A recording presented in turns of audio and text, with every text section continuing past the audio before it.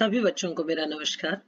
आज हम अभ्यास सागर के पाठ 18 जिसका शीर्षक है निर्माण, उसका अभ्यास कार्य करेंगे।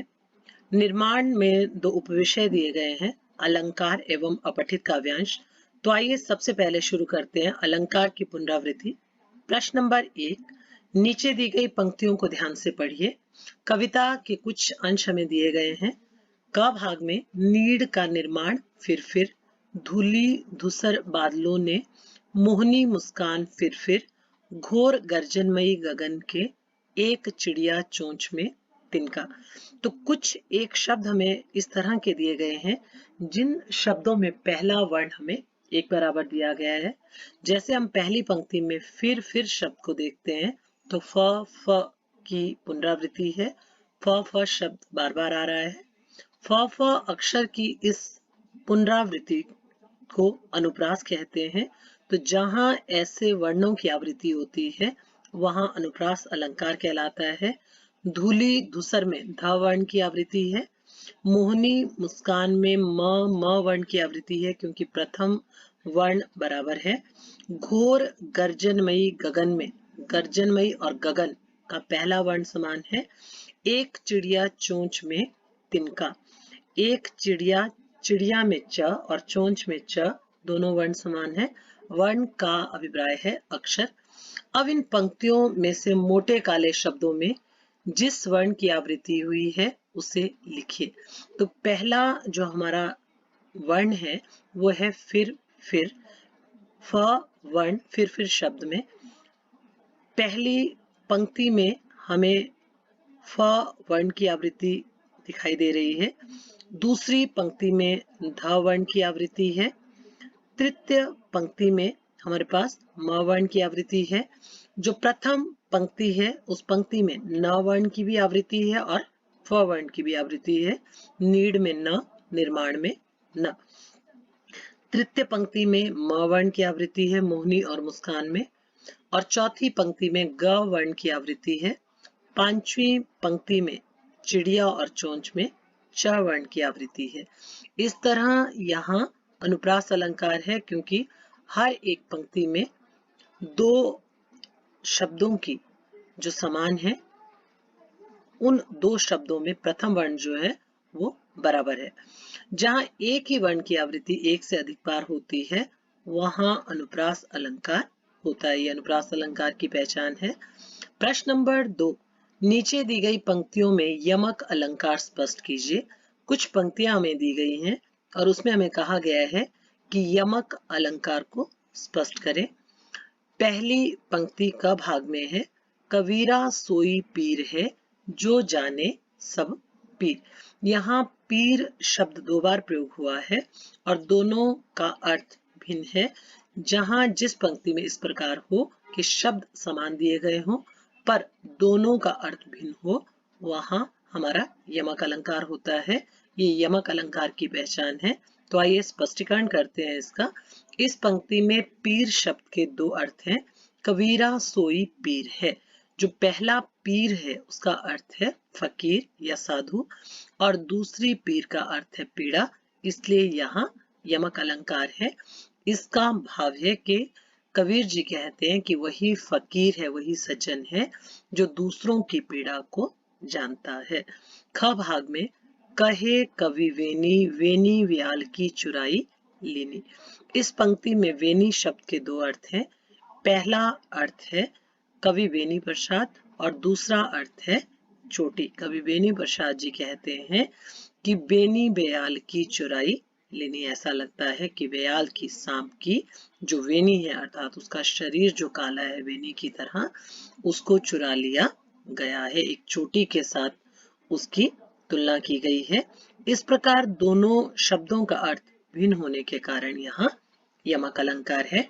ग भाग में हमें जो पंक्ति दी गई है वो पंक्ति इस प्रकार से है, मन ना फिरावे आपना कहाँ फिरावे मोही। इस पंक्ति में मन शब्द के दो अर्थ हैं, एक घूमना और दूसरा घुमाना।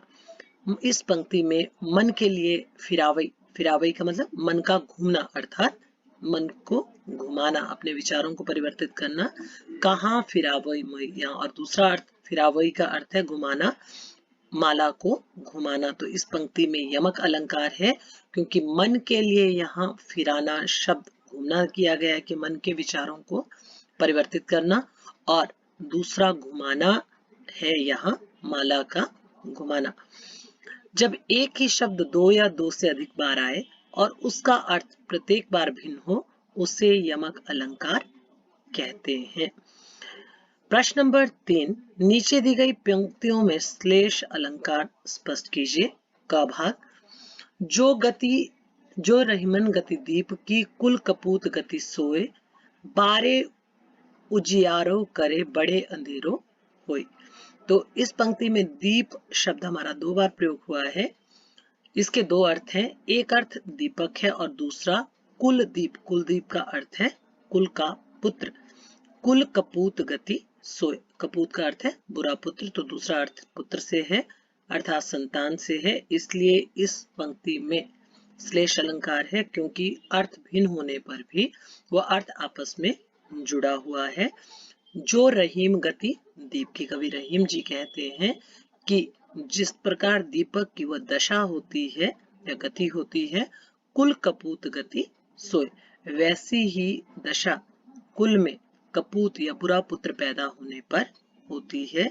बारे उजारो करी, जिस तरह दीपक बाहर तो उजाला फैलाता है परंतु उसके दीपक के अपने अंदर अंधेरा होता है। बड़े अंधेरों, कोई बहुत अधिक अंधेरा होता है, ठीक उसी प्रकार जो कुल का दीपक जो पुत्र है जिसको संज्ञा दी गई है, वो बाहर तो उजाला फैलाता है एक पुत्र होने के कारण, पर उसके जो बुरे गुण है, अवगुण है, वो उसके घर के अंदर बहुत अधिक अंधेरा फैलाते हैं। ख भाग में, मेरी भव बाधा हरो राधा नागरी सोई, जा तन की छाई परे श्याम हरित दुति होए। यहाँ इस पंक्ति में श्याम शब्द के 2 अर्थ हैं, एक अर्थ है काला और दूसरा अर्थ है कृष्ण। इसलिए इस पंक्ति में श्लेष अलंकार है कि राधा के नागिर जो है, राधा के जो आराध्य हैं, ये कृष्ण मेरी भव बाधा, इस संसार रूपी बाधा को हरण कर लो, जिसके शरीर की परछाई मात्र पड़ने से श्याम हरित दुति हुए, श्याम सांवले रंग के हो गए थे। तो यहाँ शब्द को एक ही बार प्रयुक्त किया गया है पर उसके एक से अधिक अर्थ हैं, इसलिए यहाँ श्लेष अलंकार है। तो जहाँ शब्द एक ही बार प्रयुक्त किया जाए पर उसके एक से अधिक अर्थ हो, वहाँ श्लेष अलंकार होता है। ये श्लेष अलंकार की पहचान है। प्रश्न नंबर 4 में हमें दिया गया है कि निम्नलिखित पंक्तियों में अतिशयोक्ति अलंकार को स्पष्ट कीजिए। क भाग में, देख लो साकेत नगरी यही, स्वर्ग से मिलने गगन में जा रही। यहाँ कवि हमें स्पष्ट कर रहा है कि इस साकेत नगरी को देख लो, ये वही साकेत नगरी है जो स्वर्ग से मिलने जा रही है, अर्थात इतनी ऊंची है ये साकेत नगरी जो ऐसा लगता है मानो अपनी ऊंचाई के कारण स्वर्ग से मिलने जा रही है। तो इस पंक्ति में साकेत नगरी की बढ़ा चढ़ाकर प्रशंसा की गई है कि वह स्वर्ग से मिलने जा रही है। अतः लोक सीमा से बाहर, लोक सीमा का अर्थ है लोक व्यवहार से बाहर प्रशंसा होने के कारण, जो अविश्वसनीय सी प्रशंसा है जिस पर विश्वास नहीं किया जा सकता, ऐसी प्रशंसा जहां हो रही हो वहां अतिशयोक्ति अलंकार होता है। इसलिए इस पंक्ति में अतिशयोक्ति अलंकार है। ख भाग में, औषधालय अयोध्या में बने तो थे सही, किंतु उनमें रोगियों का नाम भी था नहीं। इस पंक्ति में अयोध्या में औषधालय होने के बावजूद, औषधालय बोलते हैं जहां दवाइयां मिलती हैं या अस्पताल, के बावजूद एक भी रोगी नहीं है। इस बात का लोक सीमा से बाहर बढ़ा चढ़ाकर वर्णन किया है कि औषधालय अर्थात चिकित्सालय तो खुल गए हैं परंतु उनमें एक भी रोगी नहीं है, इसलिए यहाँ अतिशयोक्ति अलंकार है।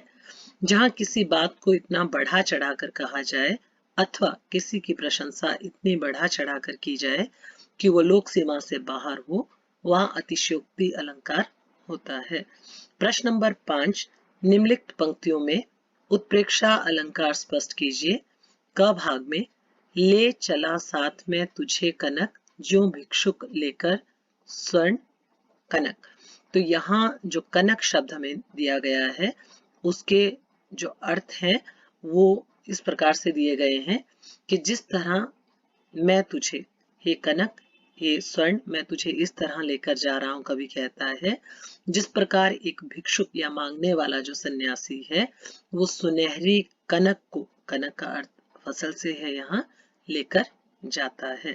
तो इस पंक्ति में उपमेय स्वर्ण की संभावना उपमान सुनहरी कनक की फसल से की गई है, इसलिए यहाँ उत्प्रेक्षा अलंकार है। ख भाग नील जल में या किसी की गौर झिलमिल दे जैसे हिल रही हो। इस पंक्ति में नीला जल इस प्रकार हिल रहा है जैसे किसी का शरीर हिल रहा है। गौर बोलते हैं देह को। किसी की गौर, गौर का अर्थ है गोरी। झिलमिल देह, झिलमिलाती हुई जो देह है, शरीर है, वो हिल रहा हो। यहाँ उपमेय पर उपमान की संभावना के कारण उत्प्रेक्षा अलंकार है। ग भाग कहती यूं नेत्रा के जल, नेत्र जल से भर गए।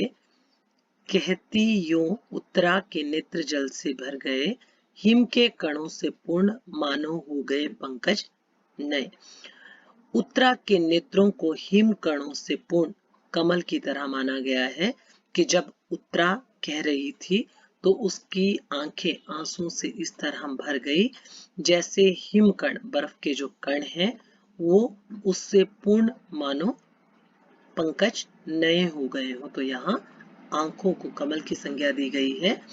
उत्तरा के नेत्रों को हिमकणों से पूर्ण कमल की तरह माना गया है। यहाँ उपमेय में उपमान की संभावना के कारण इस पंक्ति में उत्प्रेक्षा अलंकार है।